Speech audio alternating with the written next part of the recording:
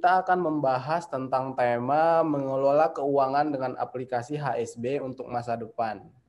Apalagi di masa pandemi yang sekarang ini, yang serba kesusahan ya, dengan menggunakan strategi forex dan strategi trading forex dan gold mungkin bisa untuk menambah pundi-pundi keuangan kita begitu.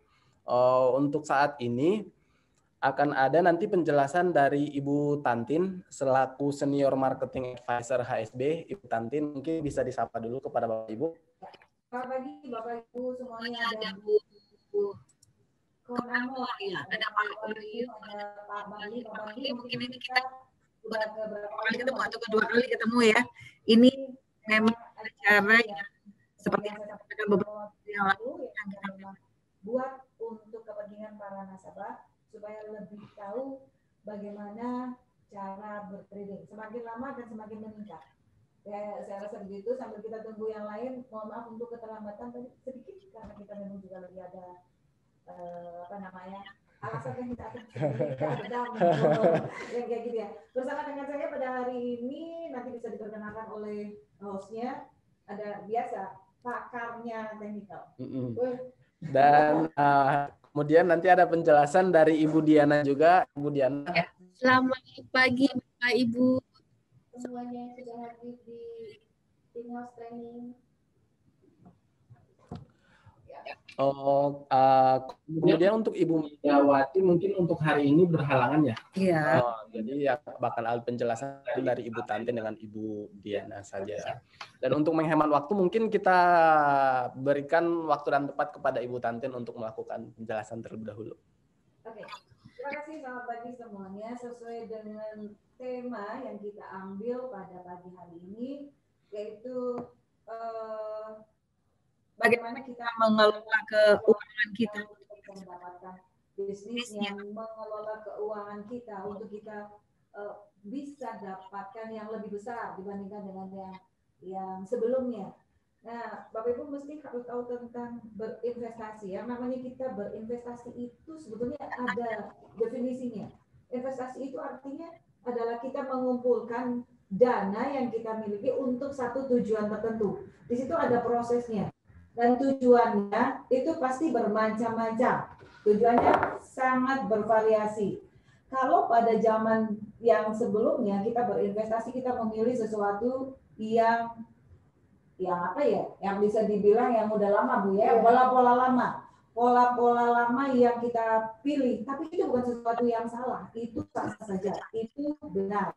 Tetapi kaitan dengan perkembangan zaman dan juga kaitannya dengan apa yang sudah kita miliki sekarang, kita tentunya ingin berinvestasi yang bisa mendapatkan hasil yang lebih, ya, yang lebih dibandingkan dengan sebelumnya. Kalau dulu kita milih pola aman itu dengan kita misalkan menabung dan deposito, itu aja.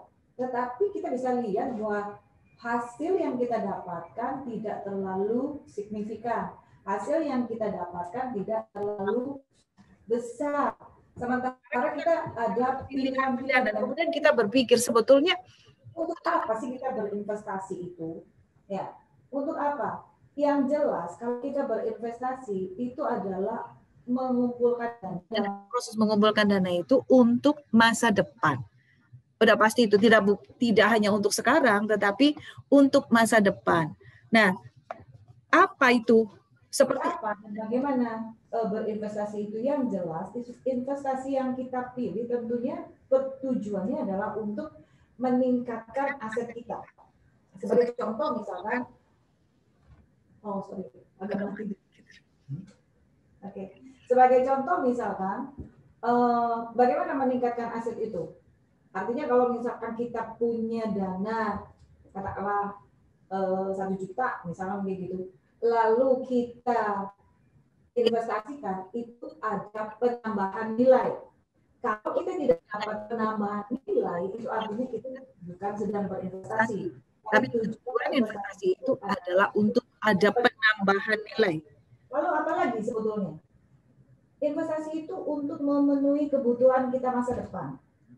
Misalkan nih, kita menyimpan emas. Nilai emas itu semakin lama itu semakin naik. Nah, kita menyimpan nilai emas itu tujuannya untuk apa? Untuk sesuatu ketika kita perlu dana itu bisa kita jual, kita bisa jual, kemudian kita pakai misalkan untuk biaya pendidikan anak, yang kayak gitu. Kemudian juga untuk apa sebetulnya kita berinvestasi? Untuk gaya hidup kita, ya, gaya hidup untuk lebih hemat. Karena ketika kita berpikir kita mau berinvestasi atau kita menginvestasikan sejumlah dana, oke.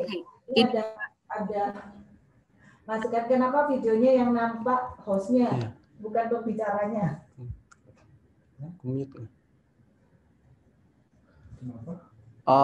Sebentar Pak Wahyu, mungkin ininya lagi commute.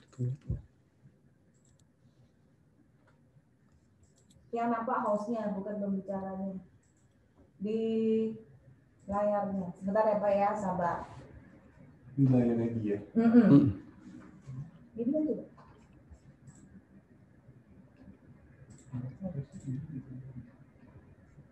Biasanya yang muncul. Sebentar Pak. Ada kendala. Saya bisa sebentar, tapi suara saya bisa didengar kan? Bisa. Pak Wahyu, terima kasih masukannya. Pak Wahyu malah nggak nampak juga di sini. Saya nggak lihat Pak Wahyu. Iya. Mana Bu? Pak Wahyu ini ada namanya doang nih, nggak ada gambarnya. Ini untuk pembicara udah kelihatan Pak Wahyu? Kelihatan. Oh sudah? Oke. Pak Wahyu udah nampak ya? Nampak. Oke, suaranya kecil sekali. Oke, saya ulangi lagi. Manfaat investasi untuk masa depan itu adalah untuk meningkatkan aset kita. Yang kemudian kedua adalah untuk memenuhi kebutuhan kita. Dan yang ketiga adalah untuk kita bergaya hidup hemat. Karena ketika kita berinvestasi, otomatis ada sebagian dari yang kita miliki itu yang kita simpan untuk kita investasikan di kemudian hari, untuk kebutuhan kita kemudian hari. Jadi sebetulnya untuk apa sih kita berinvestasi, lalu apa sih kaitannya dengan HSB? Ya kan, tapi saya tadi berikan pengantarnya dulu. Mungkin bisa bantu saya untuk materi slide-nya. Bukan. Terus.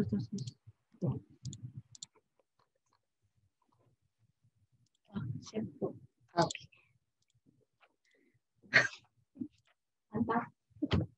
Oke. Kita belajar ya Pak ya. Kita belajar. Ada dari Robert Kiyosaki tentang cash flow quadrant.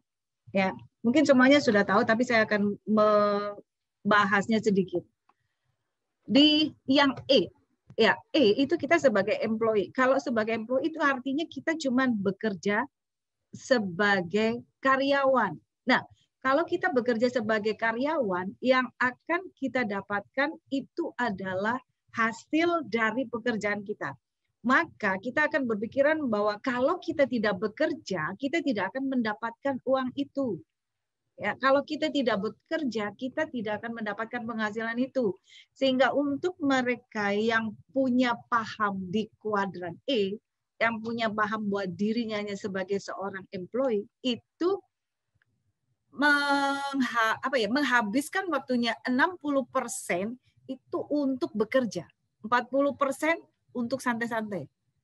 Nah, apakah kita mau jadi yang seperti itu? Artinya dituntut terus untuk bekerja terus 60% dari waktu kita setiap hari hanya untuk bekerja.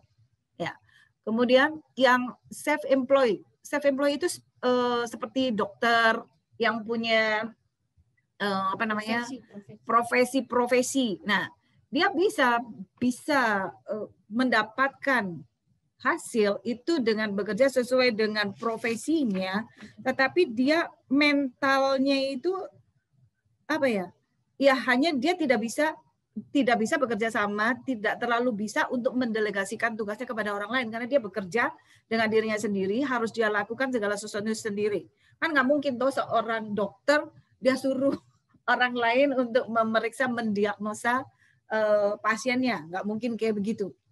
Kemudian secara cepat aja saya sampaikan juga yang kuadran B. Kuadran B itu adalah seorang business owner. Kalau seorang business owner artinya dia sudah punya banyak, tidak hanya satu karyawan pastinya. Seorang business owner itu dia sudah punya banyak perusahaan, banyak usaha yang dia bisa kelola, dan itu lebih baik. Dia mendapatkan penghasilannya, mendapatkan uangnya dengan cara mengoptimalkan apa yang dimilikinya. Mental seorang yang business owner itu sudah lebih baik dibandingkan dengan self-employed, karena business owner itu dia bisa mengakomodir keinginan orang lain. Kemudian dia juga berpikir bagaimana karyawannya bisa sejahtera, bagaimana supaya bisa dia mendapatkan bisnisnya, mendapatkan keuntungannya lebih banyak dengan mengoptimalkan semua yang dia miliki.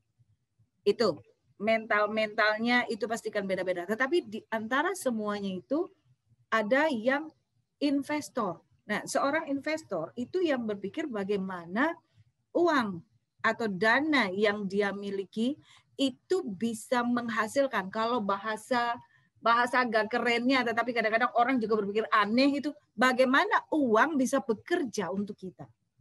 Ya, seperti itu bahasanya investor ya. Saya belajarnya dari Bu Diana nih, yang kayak gitu-gitu itu.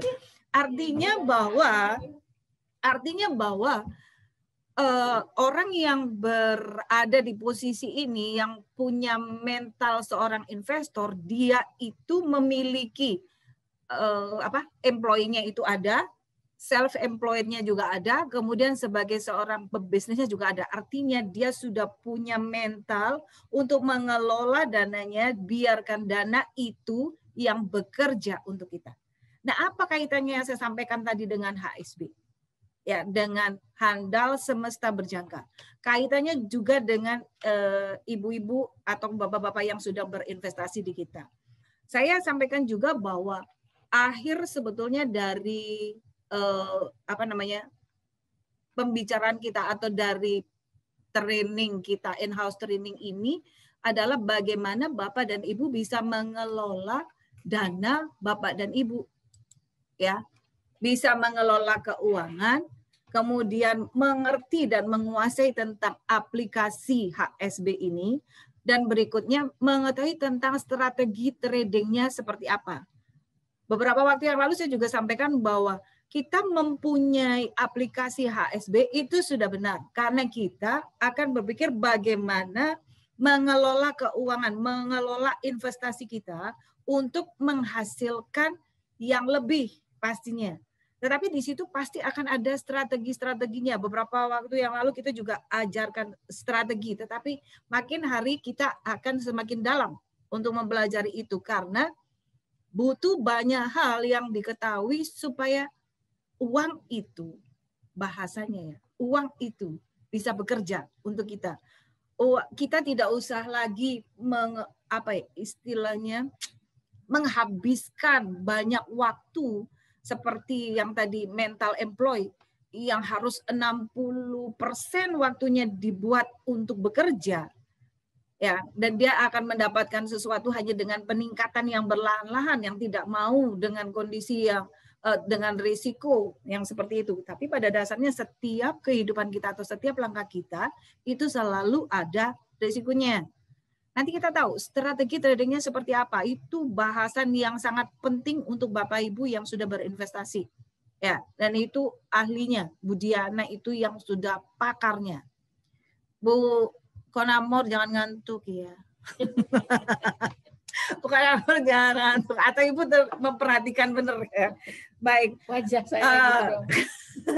Nanti kita akan bahas tentang itu secara jelas. Jadi tujuan in-house training kita pada hari ini adalah bagaimana cara kita mengelola keuangan kita memakai aplikasi HSB, ya, dan kita tahu tentang strategi tradingnya supaya investasi kita itu bisa menghasilkan maksimal untuk kita. Karena saya yakin Bapak Ibu yang sudah berinvestasi ke HSB, ke kami pastinya menginginkan hasil yang maksimal dari investasi itu. Karena tujuan investasi jelas tadi sudah saya sampaikan untuk masa depan kita, untuk bagaimana supaya kita menghemat tenaga kita, menghemat waktu kita untuk kita bisa mendapatkan hasil, tetapi tidak dengan bahasa Jepangnya ngoyo. Sorry, itu bahasa Jawanya ngoyo, ya kan? Yang terus gitu. Tetapi bagaimana tadi uang itu bisa bekerja untuk kita dan kita bisa menghasilkan itu.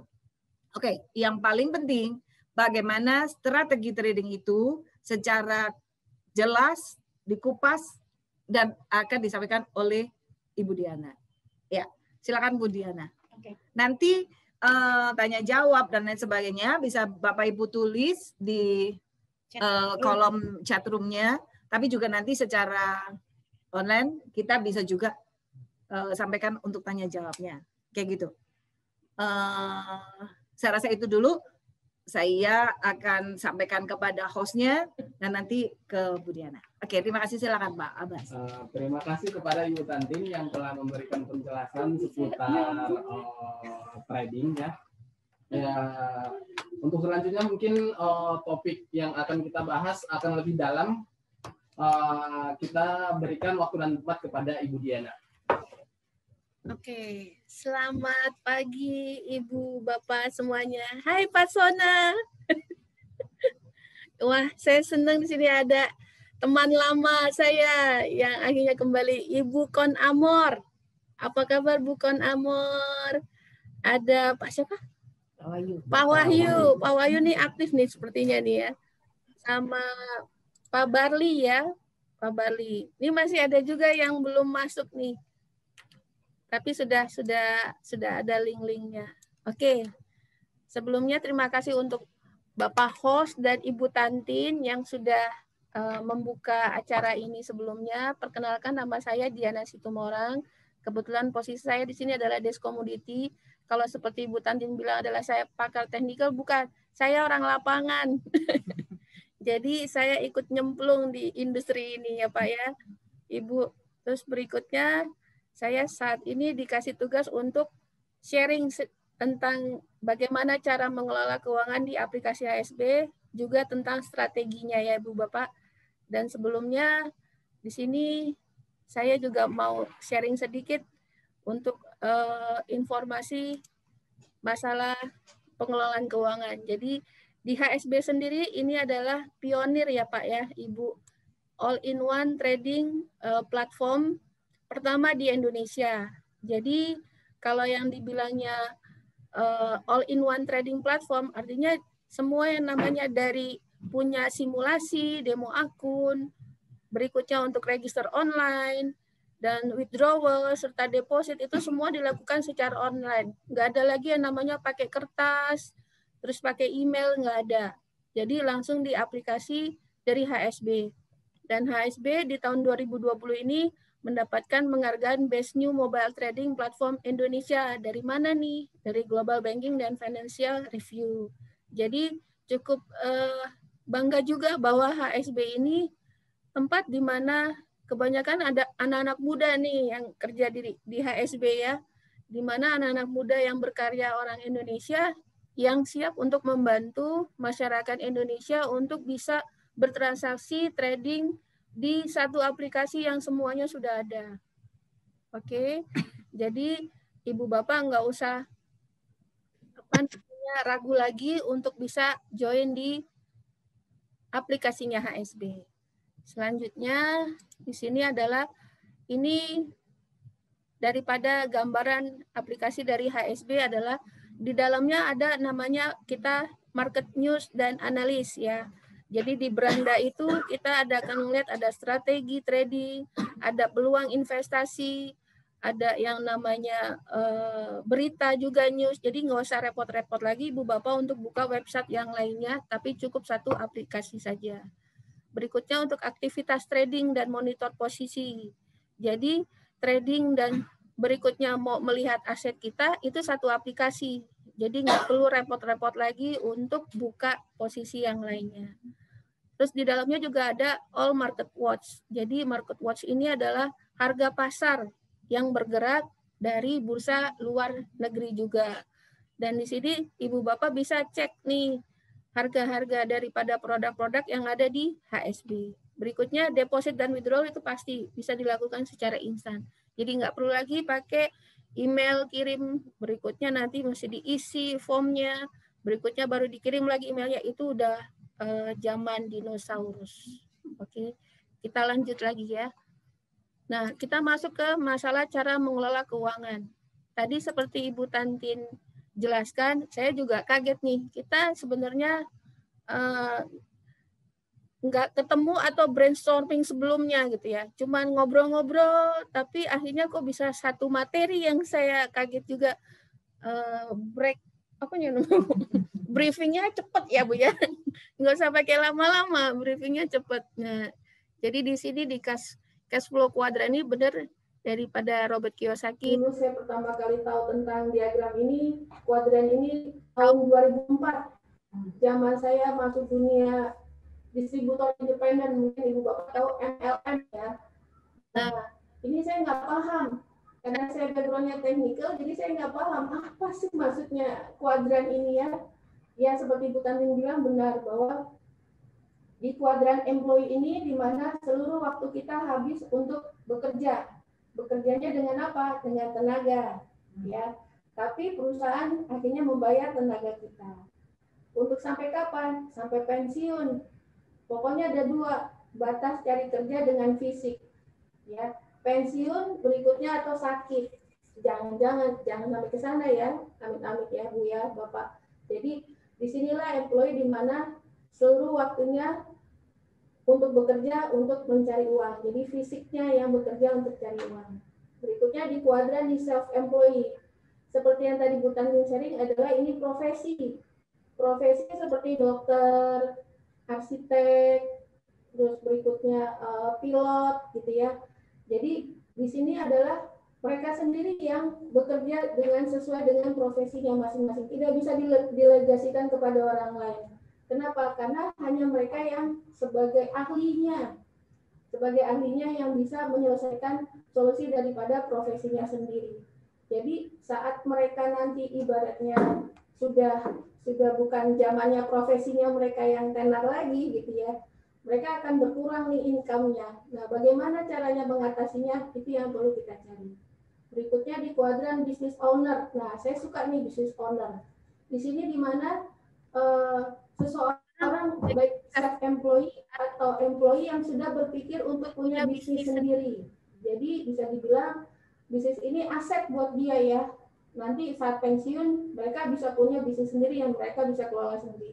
Dan benar kata Bu Tantin, di sini sebagai business owner dia mengkoordinir daripada karyawan yang punya potensi untuk menggantikan posisinya mereka, baik itu administrasi, pemasaran, ataupun bagian belakang dapur ya. Jadi istilahnya business owner ini yang mengkoordinir orang-orang pinter lah gitu ya. Mungkin Bapak Ibu tahu siapa orang-orang yang bisa mengkoordinir itu. Tapi untuk sementara saat ini waktunya memang habis untuk di bisnisnya. Ya, untuk keluarga mungkin dia bagi waktunya agak kecil karena mereka lebih fokus untuk membangun bisnis mereka sendiri. Nah, di kuadran investor, nah ini yang paling nikmat karena selain dia juga punya investasi, punya tabungan, dan dia juga pintar membuat uangnya bekerja untuk dirinya sendiri. Nah, bagaimana bisa sampai ke sana? Nanti kita jelaskan. Jadi banyak di antara kita ini dulu diajarkan semasa belajar di sekolah ya untuk menguasai satu bidang aja. Ternyata itu sebenarnya di zaman sekarang nggak bisa cuma satu bidang aja.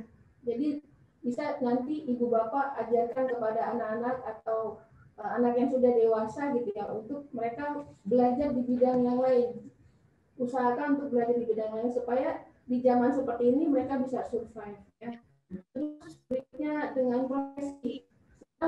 Zamannya mencari profesi yang ibaratnya oh gue kalau jadi artis sekarang income-nya gede gitu ya, gajinya bagus dan besar. Nah, itu mungkin zaman dulu ya, tapi kalau ternyata permintaan profesinya meningkat, bagus income-nya. Tapi gimana kalau saat ini seperti pandemi seperti ini gitu, nggak boleh ketemu orang, nggak boleh ada di tempat yang banyak kerumunan orangnya, otomatis permintaan profesinya menurun, sehingga income-nya juga ikut turun. Jadi tidak ada patokannya, profesi itu dipengaruhi oleh pendapatan yang besar. Terus sekarang ini standarnya patokannya adalah di mana kita punya kreativitas. Berikutnya adalah di sini kita harus punya yang namanya kerja multitask. Jadi ibu bapak di sini di aplikasi ini mau belajar menguasai banyak bidang supaya bisa survive hidupnya. Jadi ajari untuk diri kita hidup punya banyak skill ya, multitask gitu ya, supaya nggak mati gaya.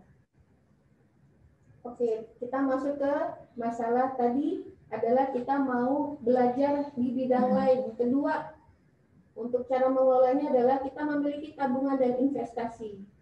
Jadi kekayaan seseorang itu bukan dilihat dari banyaknya uang atau mobil ataupun materi yang dia miliki.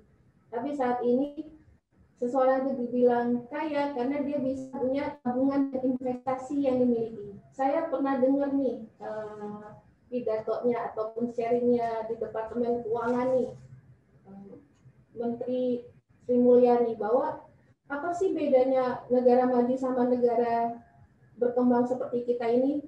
Salah satunya yaitu negara maju itu mereka kerjanya santai, tapi aset yang dia miliki itu kerja keras, gitu.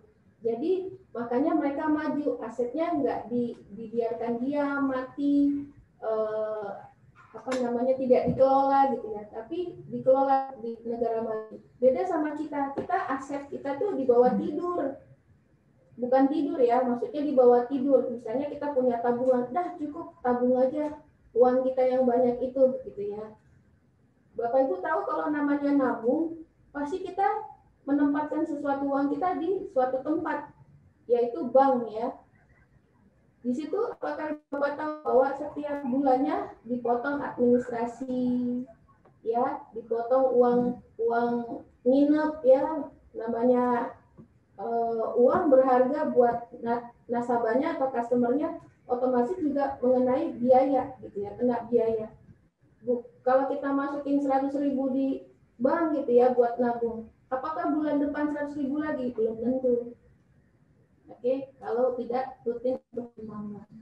Nah, berikutnya di sini adalah investasi sejak dini dan secara rutin. Jadi kalau kita bekerja nih, terus kita punya pendapatan, sisihkan misalnya 1 juta. 1 juta kita usahakan bagaimana setiap bulannya dia bertambah 5% aja, ya. Berarti sekitar 50.000 ya, 50.000. Nah, bulan depannya ibu bapak nabung lagi 1 juta lagi, dan 5%-nya pasti bertambah dong setiap bulannya, bukan 50.000 lagi, tapi bisa jadi 100.000. Seperti itu. Jadi bukan kita ngelihat satu instrumen investasi, misalnya kayak nabung, deposito, atau reksadana yang kita masukin besar dananya, tapi kita cuma mengharapkan bunga yang besar. Nggak bisa. Zaman sekarang kitanya yang harus bisa pintar-pintar supaya uang itu bisa berkembang. Ya. Bedanya investasi orang tua dulu dengan anak zaman sekarang, oh ya beda. Saya keluarga dari 5 bersaudara. Ayah saya pegawai negeri. Ibu saya ibu rumah tangga ya, tapi saya melihat dulu zaman ibu saya dulu dapat gaji ayah saya tuh dipos-posin ya Bu ya.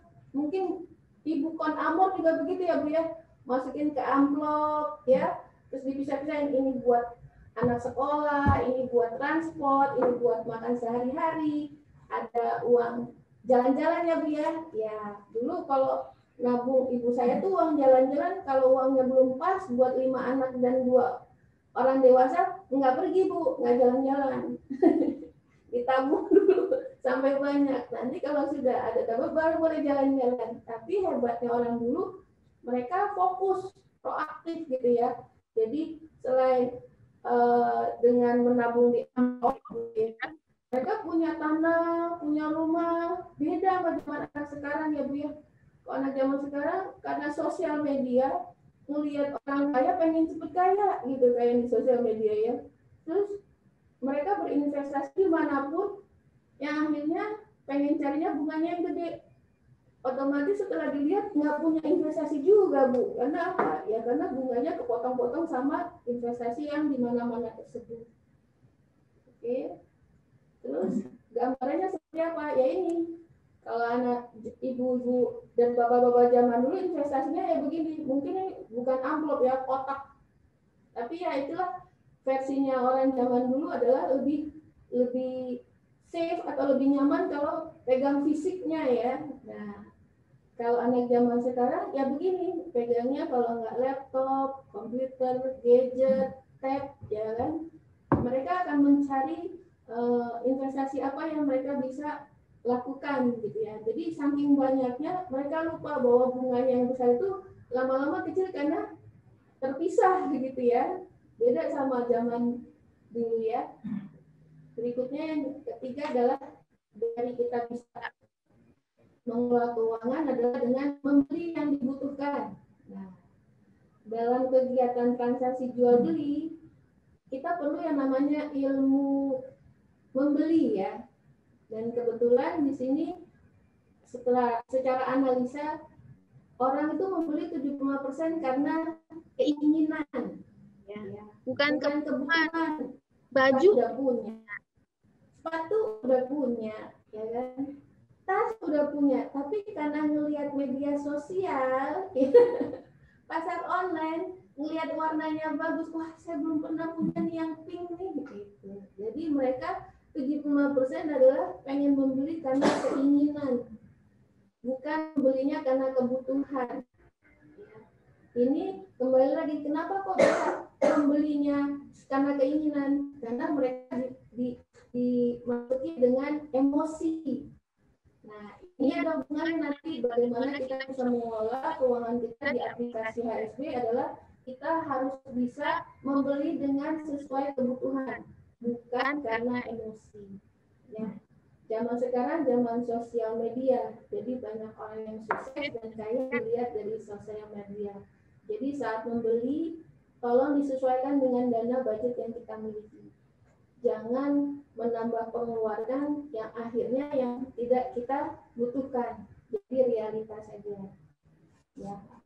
Berikutnya, di sini kita lihat bagaimana caranya mengaplikasikan keinginan yang tadi kita membeli yang sesuai dengan kebutuhan. Jadi kalau dilihat di aplikasinya daripada HSP, kita lihat nih untuk produk XAU-USD atau Gold ya.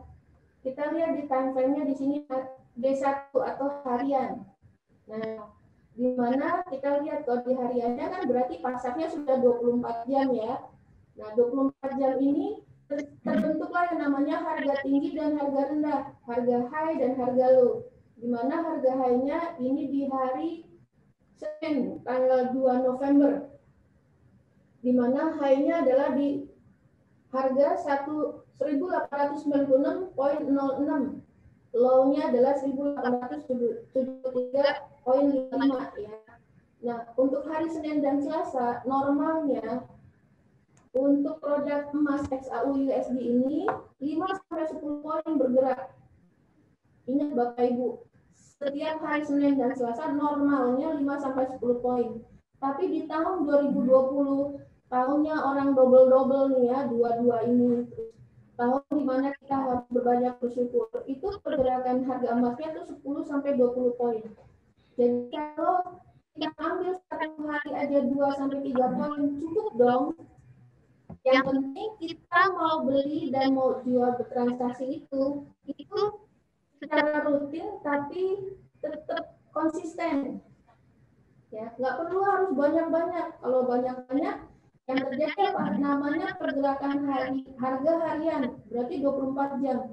Kalau Ibu mau nunggu Senin dan Selasa untuk dapat 10 poin sampai pasar Amerika terakhir nih jam 4 pagi, boleh aja Bu, tapi ngapain juga malam-malam belanja sama jualan ya Bu ya. Mendingan kita yang realita aja, cukup 2-3 poin, habis itu close. Setelah itu kita tabung. Nah, jadi kita beli untuk yang sesuai kebutuhan. Total dalam seminggu, berarti kita aplikasi di HSB itu bekerja, hari kerjanya ada 5 nih, 5 hari kerja, Senin sampai Jumat. Kalau setiap harinya kita dapat 2 poin, misalnya contoh, 5 kali 2 poin adalah 10 poin. Berarti kalau kita ngambilnya di produk USD dikali 120.000. Otomatis 1 minggu itu kita bisa dapat 1.200.000. Hari gini Bu Bapak, dapat 1.200.000 cuman ngeklikin telunjuk di handphone kita. Daripada kita pakai handphone kita untuk chat yang enggak, mendingan kita berbisnis sebentar, nggak perlu lama-lama, nggak perlu 24 jam. Nah, itu untuk Senin dan Selasa. Untuk perjalanan harian XAU/USD atau GOT di hari Rabu dan Jumat, itu normalnya bergeraknya 10 sampai 15 poin. Satu hari, 24 jam satu hari, 10 sampai 15 poin. Kalau Ibu Bapak cuma ngambil 2 sampai 3 poin, cukup dong.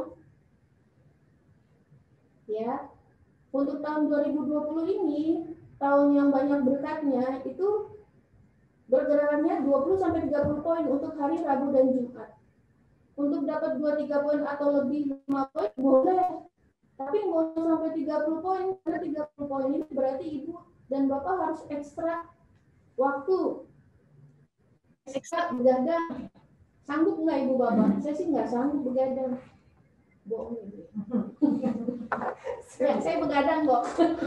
Tapi buat materi ini, bukan liatin harga. Harga mau udah fleksibel, uang jalan sendiri, ya. Oke. Jadi pergerakan harian ini mesti dipahami, bukan diapalin, dipahami. Jadi kita untuk mau membeli dan menjual harus komit sama diri kita. Cukupkah kita ambil untuk poinnya 2 atau 3 poin sehari? Nah, tanya sama diri kita masing-masing. Kalau buat Ibu Bapak cukup, ya bagus, alhamdulillah. Berarti setiap hari dan kita setiap minggu bisa dapatkan 1.200.000 dengan tidak perlu bergadang dan uang yang bekerja. Oke, selanjutnya adalah menyiapkan keempat nih yang terakhir nih, daripada kita tujuannya cara mengelola keuangan kita sendiri di aplikasi. Menyiapkan dana untuk masa depan. Ya. Yang saya tahu, tidak satu pun orang di dunia ini dapat meramalkan masa depan akan seperti apa. Tapi dengan kita ada di HSB, kita mesti menyiapkan nih, kita tahu apa yang mesti kita lakukan untuk masa depan. Kita bisa siapkan 50% dari sekarang dan create masa depan kita. 50% sisanya kita serahkan sama yang di atas, ya. Terus apa dana masa depan kita sendiri yang kita kelola? Artinya di sini kita selain belajar di bidang yang lain, kita belajar menabung dan investasi sejak dini, dan kita mau membeli sesuai dengan kebutuhan, dan yang terakhir adalah menyiapkan dana untuk masa depan. Kalau kita tidak meng-create dari sekarang, otomatis kedepannya kita 1% nggak tahu apa masa depan kita. Itu yang paling bahaya, ya, Ibu Bapak. Nah, modal dana dan trading di aplikasi HSB. Di sini jenis-jenis akunnya adalah di mana mikro akun atau mikro lot, di mana standarnya mulai dari 0,01 lot. Nah, untuk di 0,01 lot ini minimal modalnya $500 atau setara 6 juta rupiah. Tapi di HSB untuk jenis mikro akun ini belum ada. Ya. Jadi yang baru ada adalah di mini akun atau mini lot dengan satuan 0,1 lot dan minimal modal yang dianjurkan, ya. Kami bilang anjurkan karena ini minimal modal yang sangat aman untuk ditransaksikan. Artinya ini kan kita ngomongin investasi dan tabungan, ya Bu, ya Bapak. Jadi sebesar $1.000 atau sekitar 12 juta. Ini belum harga rumah, ya Bu, masih punya usaha sendiri. Jadi 12 juta tuh ukurannya ukuran bisnis rumah. Ya. Terus untuk berikutnya di aplikasi HSB itu ada namanya regular atau standard account, ya. Dengan satuannya mulai dari 1 lot.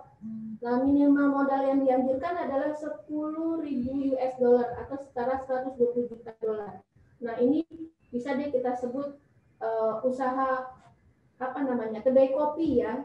Udah mulai meningkat gitu, ya. Kalau yang lebih meningkat lagi adalah kita buka kafe. Nah, kafe itu modalnya sekitar 1,5 miliar ya. Nah, itu yang perlu Bapak Ibu pikirkan, bahwa menabung dan investasi sejak dini itu penting dan dilakukan secara rutin. Tapi saya nggak bisa langsung jebret misalnya dengan modal $1.000. Ya nggak apa-apa, di sini untuk pembukaan awal aplikasi HSB itu dimulai dari $100. Nah, kalau Ibu Bapak rutin setiap bulan $100 dikelola dengan baik, itu nanti bulan depannya Ibu tambah lagi Bapak dan Ibu nambah $100 lagi, itu semakin besar tabungannya. Jangan takut uangnya nggak kemana-mana, itu tetap di rekening Ibu Bapak. Selanjutnya adalah tadi dari 4 cara mengelola uang, kita masuk ke strategi dalam trading. Nanti pertanyaan boleh masuk ke chat room ya. Ini mungkin ada agak sedikit banyak berhitungnya, karena namanya mengelola berarti kita harus prepare sama perhitungan, baik itu dari dana atau pergerakan harga, juga target yang kita inginkan ya.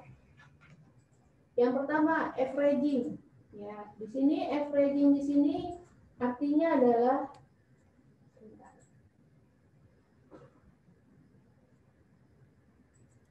averaging adalah mengambil posisi lot lagi atau posisi kedua di mana yang jenis dan produknya sama.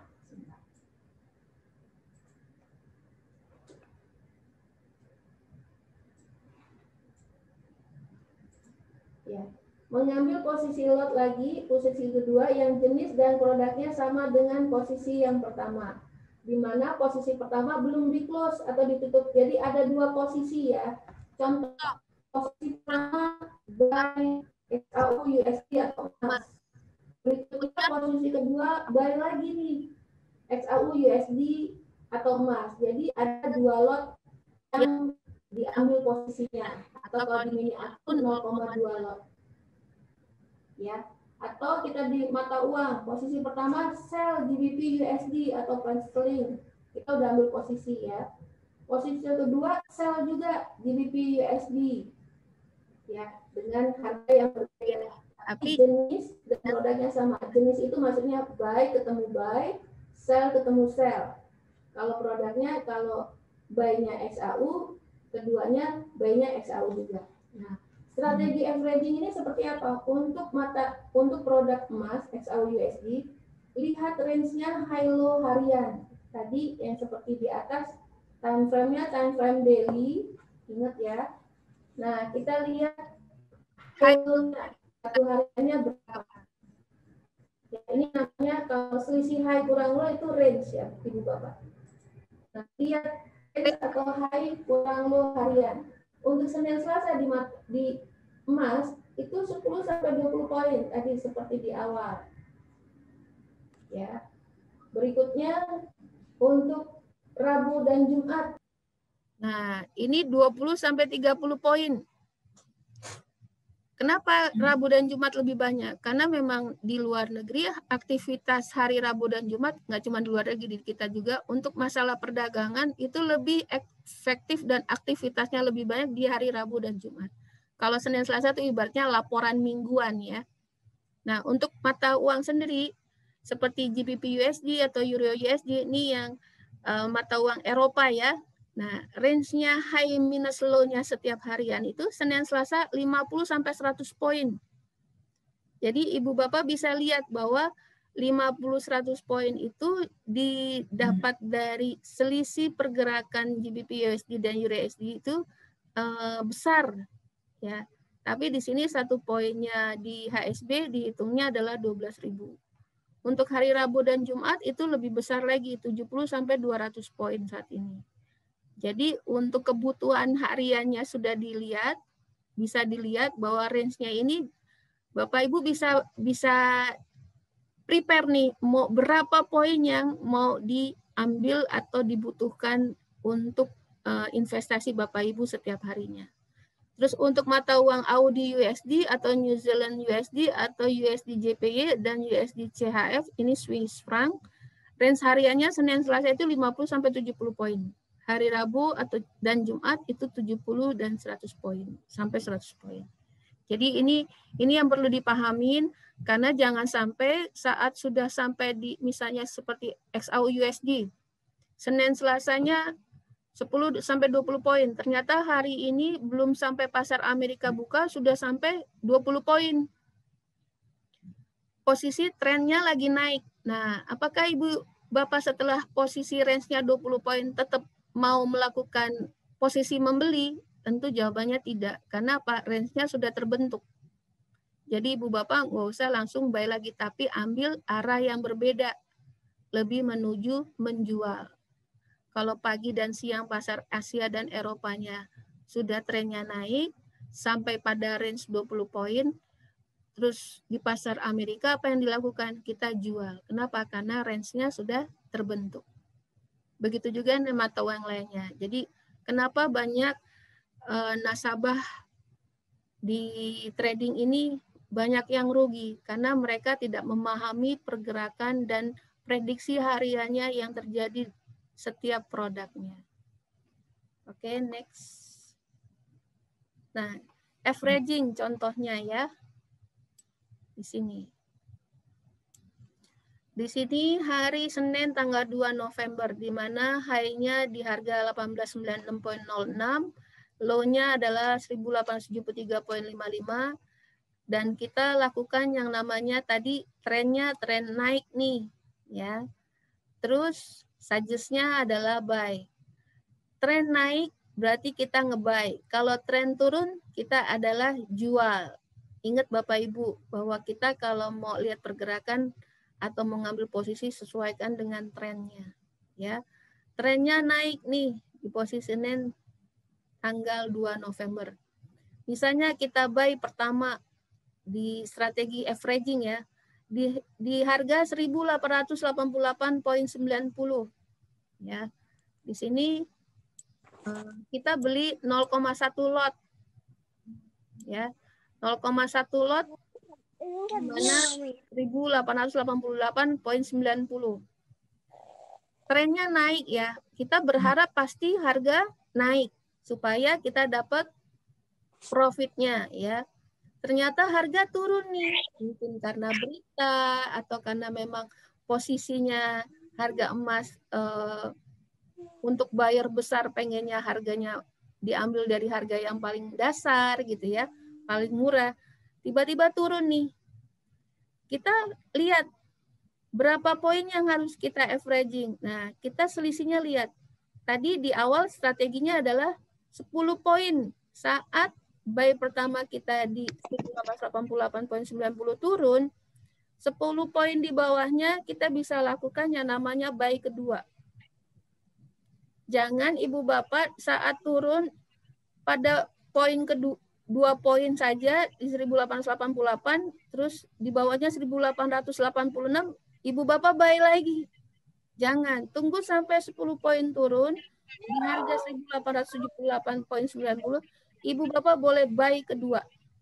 Itu namanya strategi averaging.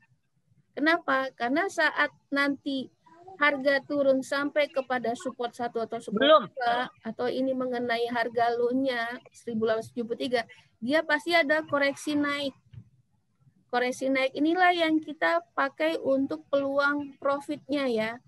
Waktu dia naik sampai di harga 1886, ternyata diam tuh, atau gerakannya kecil-kecil di 1886 karena mungkin kondisinya harga kuat di sini ya. Sampai di 1886, buy kedua kita ini kan udah profit ya. Otomatis apa yang kita lakukan? Alternatif pertama, jika harga naik ke harga naik 1, buy kedua dan buy pertama bisa di close ya, ditutup posisinya. Yang buy kedua dapat profit 8 poin, yang buy pertama menuju harga naik pertama adalah minus 2 poin. Kalau dua-duanya di close berarti Bapak Ibu plus 6 poin. Dari mana? Dari 8 dikurang 2 poin. Ya. Kenapa sih harus di close di minus? Kenapa nggak di profit? Banyak keputusannya yang harus kita lakukan. Pertama, supaya tradingnya tenang, hati senang, tidur nyenyak. Nah, itu posisi harus di-clear tuh. Ya, kenapa? Karena daripada diayun-ayun lagi, ibu bapak juga stres, nggak bisa tidur nyenyak, mikirin uangnya bagaimana, akhirnya kita close saja semuanya. Itu alternatif pertama. Alternatif kedua, jika harga naik 1, ya, bayang kedua saja yang di close. Bayang 1 menunggu nih sampai harga naik 2. Berarti dapat berapa? Dapat 15,16 poin. Dari mana? Dari harga buy kedua ke harga naik 1 dapat 8 poin. Baik pertama sampai harga naik kedua itu adalah 7,16 poin. Ini 15,16 poin. Tapi di alternatif kedua maksudnya ya. Di alternatif kedua ini ibu bapak agak menunggu 24 jam. Bisa karena ini sistemnya adalah digital, kita bisa taruh namanya take profit TP secara digital. Jadi kita bisa tinggal tidur ya. Nah, itu bisa dapat poin yang lebih besar 15,16 dengan sabar menunggu sampai buy satunya profit juga. Jadi itu strategi. Tinggal pilihan Bapak Ibu. Mana yang sesuai kebutuhan? Saya butuh tidur juga. Saya nggak mau nanti ngantuk di kantor. Nah, cari alternatif yang pertama. Oke, next. Nah, ini untuk mata uang ya, GBP USD. Trennya juga naik nih. Suggest-nya buy atau beli. Di time frame harian atau D1. Di mana ini hari Selasa tanggal 3 November. Nah, di sini harga tingginya high-nya adalah 1.30789. Harga low-nya atau harga rendahnya 1.29120. Nah, alternatif pertama. Alternatif dibagi 2 ya. Ya, alternatif pertama adalah ya.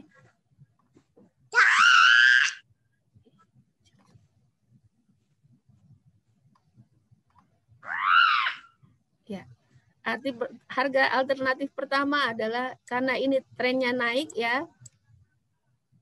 Jadi buy pertama kita lakukan di 1.29840. Nah, kita taruh 0,1 lot. Terus ternyata trennya naik, saya nge-buy. Tahu-tahu harga turun. Biasa ya Ibu Bapak ya. Hati kita agak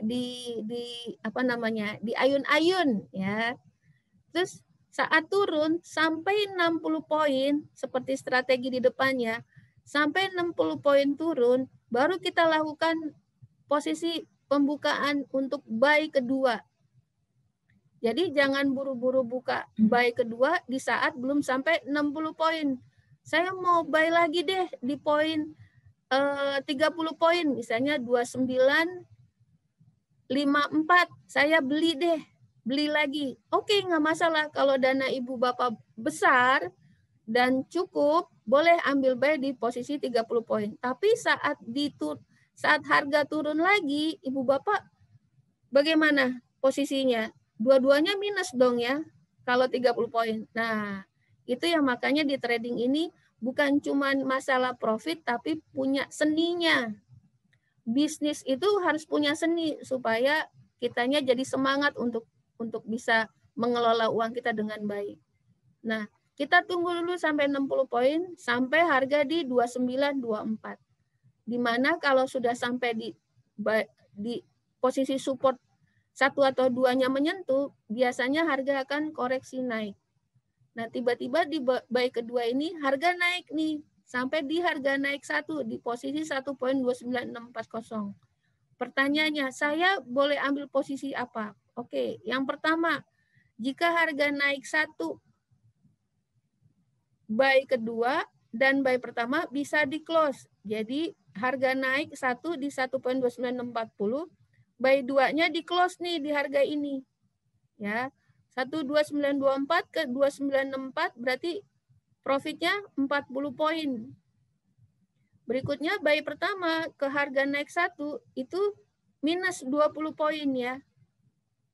Berarti kalau kita close dua-duanya kita dapat 20 poin. Dari mana? 40 kurang 20. 40 kurang 20. Nanti bisa dicek lagi materinya ya. Jadi kenapa di close dua-duanya? Yaitu tadi supaya ibu bisa trading tenang, hati senang, punya profit ya, dan tidurnya juga nyenyak. Ya, nggak usah nunggu sampai 24 jam. Tapi gimana kalau saya punya kebutuhan yang besar nih? Saya bisa lakukan dua-duanya profit nggak? Bisa. Untuk alternatif berikutnya, jika harga naik pertama, buy yang kedua ini di close. Ya. Buy yang pertama di close pada harga naik kedua. Otomatis dua-duanya profit. Yang satu 40 poin, yang satu 95 poin. Jadi totalnya adalah 135 poin. Tapi ingat, naiknya itu bisa tengah malam. Jadi ibu bapak sebelum mau tidur, ditaruh dulu tuh TP-nya, diklik. Klik. Masukin harganya 1.30789. Ya, silakan tidur. Jadi uang bekerja sendiri. Ya, itu yang harus kita sharing kepada Bapak Ibu yang sudah jadi nasabah HSB bahwa trading ini menyenangkan kalau kita mau belajar. Ya, bahwa semuanya bisa kita dapatkan dan kita nikmati kalau kita mau belajar. Oke, next. Nah, strategi kedua adalah hedging. Apa itu hedging? Hedging atau kita sebut adalah locking nih.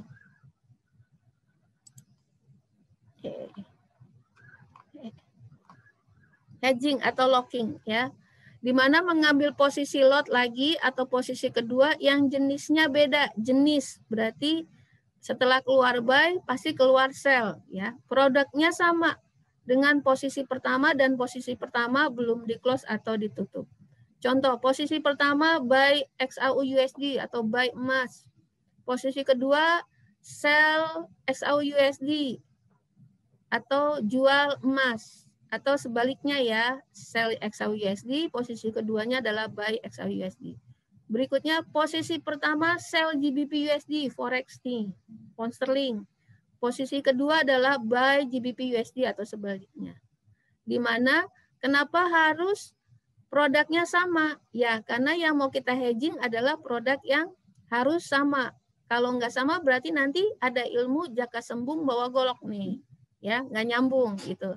Jadi otomatis di sini kita harus sesuaikan dengan produknya. Kalau produknya ya XAU-USD, yang kita kunci juga XAU-USD. Kalau kita mau kunci yang GBP-USD, kita berarti kuncinya dengan GBP-USD. Seperti itu. Nah, strategi hedgingnya seperti apa di sini? Untuk XAU-USD atau emas, Senin sampai Jumat ini kalau kita mau kunci posisi kita atau locking, itu 3-5 poin aja, lebih kecil. Lihat candle time frame-nya H1 ya. Karena pergerakannya XAU-USD di candle-nya time frame H1 itu pergerakannya cuma 2-3 poin saja. Kecil. Sampai 5 poin kalau ada berita. Jadi kalau kita nguncinya udah kelebaran tuh ya, udah sampai 50 poin baru kita kunci nih. Yang tadinya buy XAU-USD sampai 50 poin baru kita kunci tuh. Pakai sell itu kejauhan dan dua-duanya sama-sama minus. Dan akhirnya kita yang rugi. Jadi otomatis kalau ngunci kecil aja jaraknya. Kenapa? Saat itulah di mana equity kita akan aman atau dijaga. Jadi tidak ada kurang banyak sama sekali. Ini juga salah satu manajemen resiko yang ada.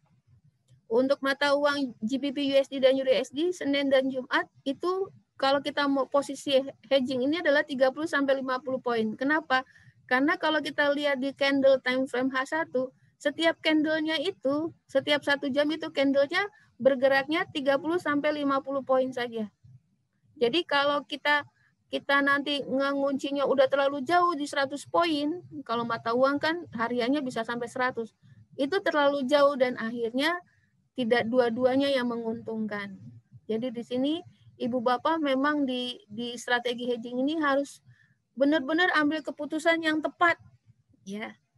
Jadi belajar trading itu bukan cuma masalah komit atau rutin, tapi juga pada ambil keputusan yang tepat. Nah, itu yang namanya bisnis. Untuk Aussie USD dan New Zealand USD, ini Senin dan Jumat ini sampai dengan Jumat itu 15.30 poin. Karena kecil ya, ini masih mata uang Asia nih, sekitaran Asia. Di mana tiap candlenya di time frame H1 itu cuman berisi 15 sampai 30 poin aja tiap candlenya ya. Nah, jadi kalau nguncinya pas udah terlalu jauh 70 poin itu juga dua-duanya akan minus. Nah, contohnya bisa dilihat di sini. Nah, ini contohnya. Di mana hedging itu tren Oke. Hedging untuk contoh emas XAU/USD. Trennya tren up nih. Suggest-nya buy atau beli. Di mana kita kemarin itu hari Kamis. Di mana high-nya adalah 1953.72 dan low-nya 1901.63. Ini harga emas ya. Nah, misalnya kita beli nih emas di 1914.50. Seperti biasa, kalau trennya naik, pergerakan harganya biasanya ngetes harga turun ya. Nah, saat turun ini maksimal di emas, kita bisa taruh posisi kedua atau sell 2 ini di posisi harga 1909.50. Artinya range-nya dengan buy 1 adalah 5 poin saja, maksimal. Lebih dari 5 mendingan nggak usah. Nunggu aja averaging nanti ya. Jadi Bapak Ibu jangan pernah takut ketinggalan harga. Momen itu pasti ada, tapi tinggal kita mau belajar atau enggak. Ya. Jadi kita kuncinya di posisinya cepet nih, di 5 poin udah paling maksimal. Boleh nggak 3 poin? Boleh, boleh banget. Nah, waktu saat sudah kunci ini, equity berhenti. Ada buy, ada sell di produk emas. Nah, saat posisi turun, nah misalnya kena support 1 nih, harga lo di 190163. Harga turun pertama, otomatis yang sell ini udah profit. Karena kan profitnya jual ini di harga paling bawah. Itu di 1901. Nah, range antara 1909 dengan 1901 adalah 7,87 poin. Berarti kalau sell kedua ini kita close di 1901, berarti kita profit. Oke. Nah, berikutnya, waktu harga sudah menyentuh support 1 atau support 2, biasanya dia koreksi, naik lagi. Nah, waktu naik, mereka akan mengejar harga tertinggi kita nih, di buy 1, 1914.50. Jadi, apa yang harus kita lakukan di alternatif pertama? Jika harga turun 1, sell kedua, ini di close di harga turun 1. Ya. Sell kedua ini di close di harga 1901.63. Dan buy 1 itu di close di saat harga kembali ke harga 1909.50 dan akhirnya terbentuk profit adalah 2,87 poin. Dari mana? Dari 7,87 poin dikurang 5 poin. Karena 1914-nya di close di harga 1909. Ya. Jadi dapat 2,87 poin. Ini cukup nggak buat emas? Cukup. 2,87 kali 120.000 berapa? 240.000. Lumayan. Hari gini satu hari tinggal ngeklik doang 1 jam dapat 240.000. Bisnis apa ya? Nah, itu yang mesti dipertanyakan. Kemudian alternatif kedua, jika buy harga naik 1, ternyata naik nih harga. Biasanya dia nyamperin harga resisten 1 atau resisten 2 ya. Nah, harga resisten 1 resisten 2 ini yang resisten 1 di 1922.59. Jadi waktu harga naik, buy 1 kita di 1914 ini profit dong di 8,09 poin ya. Tapi yang sell minus pastinya. Nah, tapi tidak langsung buru-buru di close yang sell 2-nya. Tunggu sampai buy pertama di close di 922 dan harga biasanya koreksi dulu turun. Nah, jika turun sampai ke harga 1914.50 baru di close. Tapi boleh nggak saya nunggu sampai harga turun 1 nih sampai di harga low? Boleh. Namanya juga kebutuhan ya. Nah, otomatis jika harga naik 1, buy 1 di close di harga naik 1 ya. Dan sell 2 di close di harga turun 1. Nah, total profitnya 15,96 poin atau dari 809 ditambah 7,87 poin. Ini yang alternatif kedua, butuh kesabaran dan pastinya pasarnya 24 jam menunggu. Semua tergantung Ibu Bapak. Mau yang tradingnya tenang, senang, aman. Nah, itu berarti kita yang harus ngatur sendiri ya. Itu di produk XAU USD. Nah, gimana yang di forex nih? Contoh GBP USD. Ini tanggal 6 November 2020 saya dapat platformnya yang di tanggal 6 November kemarin. Di saat berita non-farm payroll, di mana harga tertingginya 1.3140 dan low-nya 1.29147.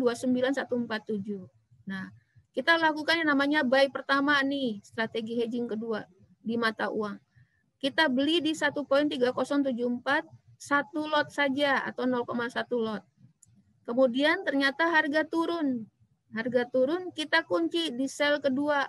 Yang pasti selisihnya harus 50 poin. Ini udah maksimal. Kenapa? Seperti tadi baca di depan bahwa strategi untuk hedging adalah tidak boleh lebih daripada candle di time frame H1. Ya. Terus berikutnya ternyata harga makin turun nih. Harga turun 1.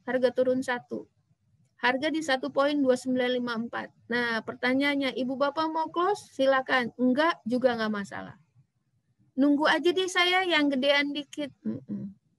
Ya, kalau lewat. Kalau nggak lewat, nah, jadi semua kembali keputusannya di kita. Saat harga turun mencapai support 1, dan ternyata sampai di harga 1.2954, itu selisihnya dengan sell 2 adalah 70 poin. Ibu Bapak kalau mau close berarti profitnya 70 poin. Bagaimana dengan buy-nya? Buy-nya nunggu sampai ada koreksi dan kembali ke harga sell 2. Yang terjadi apa? Minus 50 poin ya. Kalau buy satunya di close di sell 2. Jadi total profitnya plus 20 poin atau 70 dikurang 50 poin. 20 poin di forex itu satu poinnya 12.000. Berarti kalau 20 poin 220 kali 12.000, 240.000. Lumayan banget. Itu satu hari. Kalau hari berikutnya boleh deh. 240 kali 5, 1 juta, luar biasa. Iya. Nah, alternatif kedua, jika harga naik buy 1 ke harga naik 1. Nah, ternyata buy-nya nih yang duluan profit. Di harga naik 1, di harga resisten 1 atau 2 di 1.3134. Di mana buy 1 kita akan dapat profit 60 poin. Ya, 60 poin nih. Terus harga sell kita minus nggak di harga naik 1? Ya pasti, karena kita tujuannya profitnya di bawah ya kan. Tunggu sampai harga turun. Harga turun sampai mau di harga turun 1 boleh. Mau harga turun 2 di close boleh juga, terserah. Tapi di sini alternatifnya jika harga di close di harga turun 1. Dapat total profitnya 60 ditambah 70 adalah 130 poin. Nah, 130 poin kali 12.000 luar biasa satu hari. Jadi di sini trading itu kita butuh kesabaran. Sama kayak kita punya toko Ibu Bapak.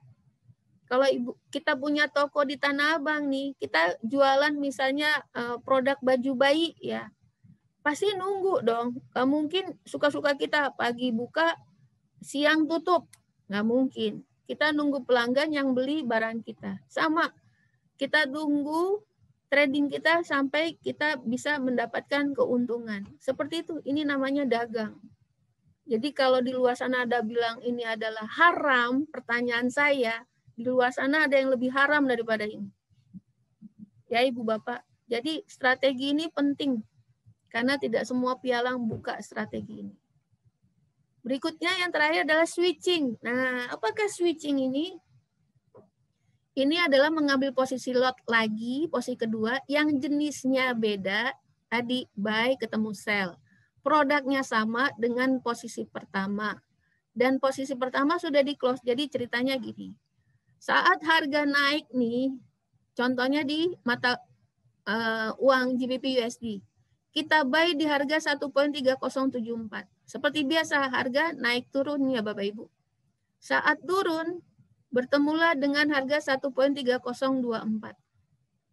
Hati udah deg-degan ya, udah buy di harga segini, turun segini, saya close apa enggak nih ya. Biasa, namanya orang hatinya bisa dibolak-balik ya. Tapi yang namanya trading kembali lagi, pasti harga naik turun. Sabar. Tiba-tiba naik lagi harga ke 1.3074 lewat. Nah, kan gue bilang juga apa? Harga naik kan? Nah, terus berharap nih sampai di pada harga TP buy di 1.3140. Namanya trading kita perlu menganalisa dan prediksi dan juga ada target ya. Ternyata target TP buy-nya ini nggak kesampaian. Dia cuma naik sampai di 1.3123 terus turun ke bawah. Nah, turun lagi. Ketemu harganya 1.3074. Udah ketemu 1, ketemu 2. Pertanyaannya, kalau udah kayak gini gimana?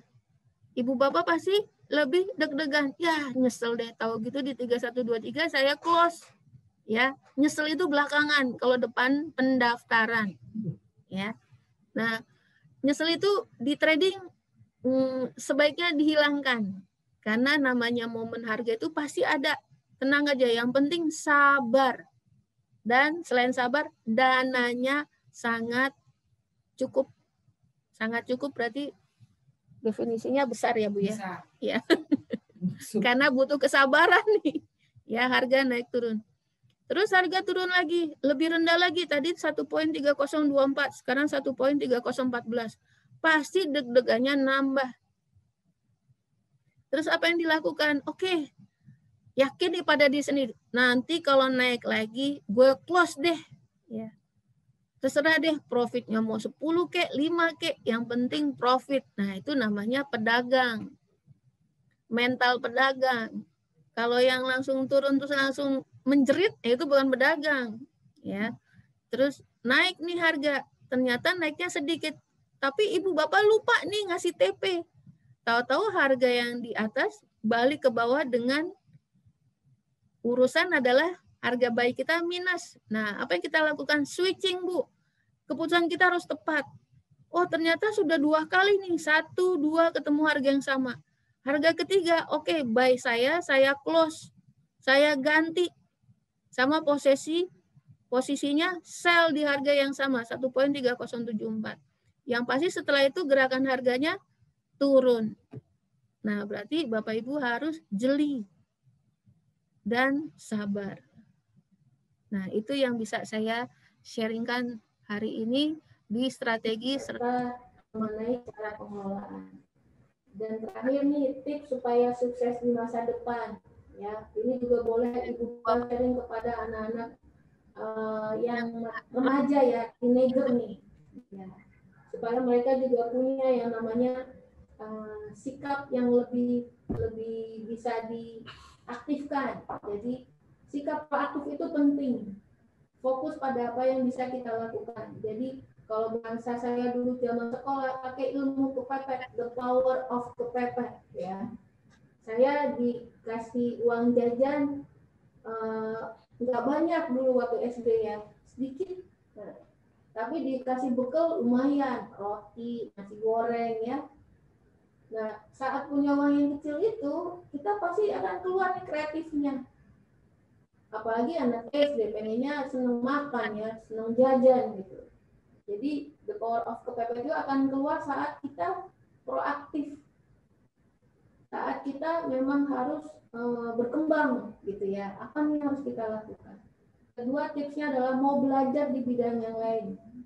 Seperti trading online, atau kita mau belajar ngomong di depan, ngobrol di telepon gitu ya. Itu atau kita bikin sesuatu yang di sosial media. Jadi kalau kita melakukan trading online ini, kita bertransformasi 5 tahun lebih cepat.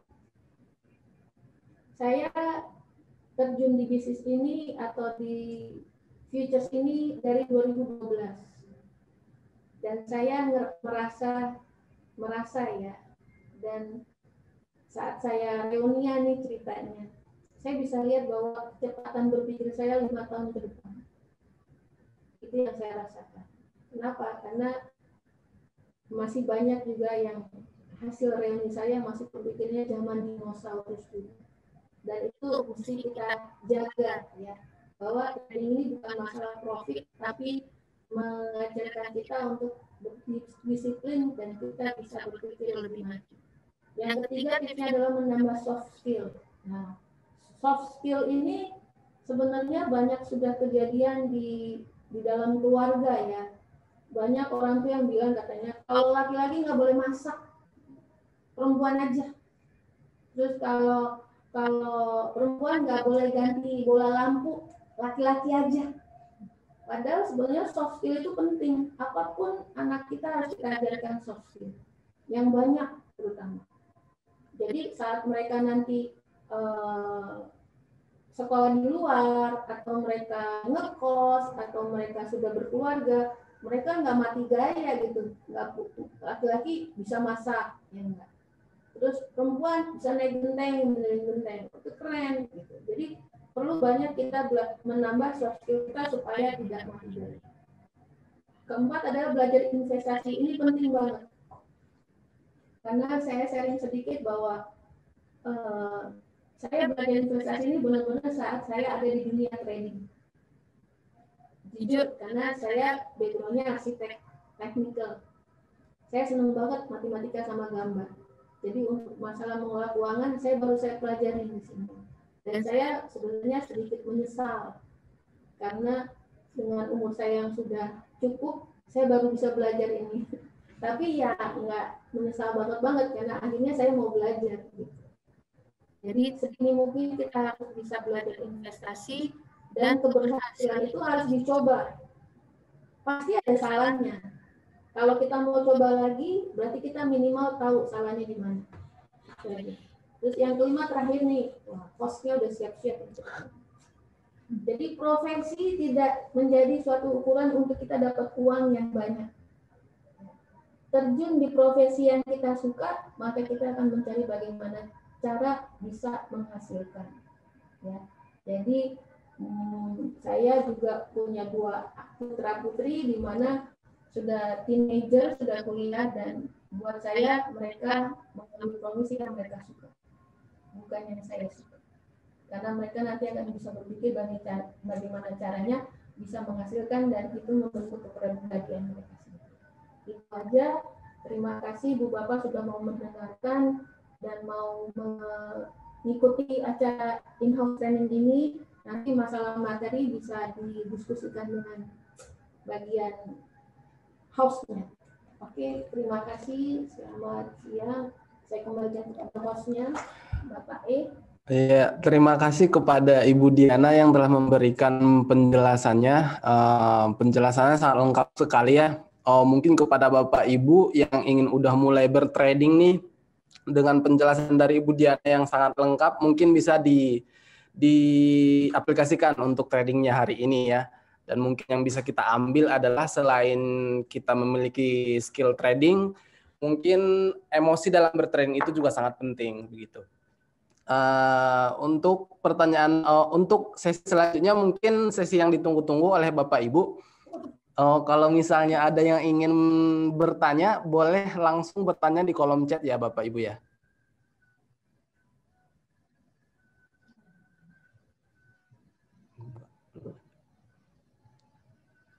Iya, Bapak Ibu kalau misalnya ada pertanyaan, bisa langsung menanyakannya di kolom chat. Waktunya sampai jam berapa? Waktu sampai jam 12. Masih ada sekitar 15 menit lagi. Oke.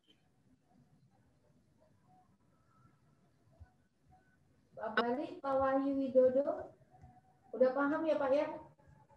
Saya sih berdoa semoga nasabah-nasabah atau mitra-mitra daripada HSB ini sukses semuanya, dan untuk di aplikasi HSB ini jangan segan-segan untuk mau belajar, karena aplikasi ini luar biasa. Secara online itu udah automatically ya, nggak perlu diragukan untuk masalah tradingnya ataupun untuk withdrawal atau depositnya. Jadi acara ini kita lakukan sebulan maksimal 2 kali karena kita untuk bertemu dengan nasabah-nasabah HSP itu penting banget di situasi pandemi seperti ini ya, hanya baru ini caranya yang bisa kita lakukan. Ibu Kon Amor ada pertanyaan? Saya lihat sibuk sekali, Bu. Bu, bisa minta nomor teleponnya Bu Tantin? Oh, boleh, bisa minta nomor teleponnya Bu Tantin. Oke, nanti bagaimana? Iya mungkin. Ini Pak siapa? Pak Ibu atau Pak Barli? Wahyu Bu. Siapa? Pak Wahyu Bu. Pak Wahyu, oke. Nanti saya hubungi Pak. Oh, nanti dihubungi Pak. Pak Wahyu nanti akan dihubungi langsung oleh Ibu Tantin ya Bapak ya? Baik. Oke. Terima kasih. Pak Wahyu. Ada pertanyaan secara teknis? Kalau pusing nggak apa-apa, berarti hidup. Kalau nggak pusing berarti bukan di sini alamnya.